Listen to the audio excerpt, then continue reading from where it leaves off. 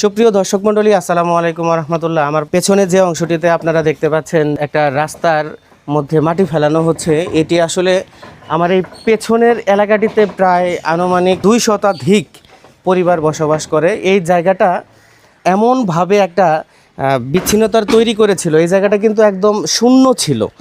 একেবারে বৃষ্টির সিজন আসলেই এই জায়গাটা রাস্তা থেকে এই পুকুর পর্যন্ত নেমে যেত। তো এখানকারই এক তরুণ, নাম হচ্ছে খুরশেদ আলম, তার নিজ উদ্যোগে তিনি এই রাস্তাটি মেরামত করছেন।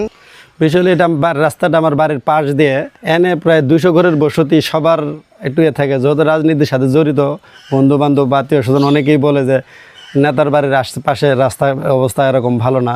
তাই আমি একা আমার পক্ষে সম্ভব নেই, আমার একটা বন্ধুর সহযোগিতা নিয়ে, বন্ধুটা আজিজুর রহমান, ওর সহযোগিতা নিয়ে, ওর সহকারে আমি দুজনে মিলে যেন 200 ঘরের চলাচলের সুব্যবস্থা হয় সেই ব্যবস্থাটুকু করেছি। এবং যদি এটা প্রশাসন বা উদ্যত কর্মকর্তা কারো সুদৃষ্টি পড়ে, তাহলে হয়তো রাস্তাটা মেরামত হইলে 200 বা 250 ঘরের যোগাযোগ ব্যবস্থা এবং তাদের চলাফেরায় সর্বোচ্চ সহযোগিতা পাবে।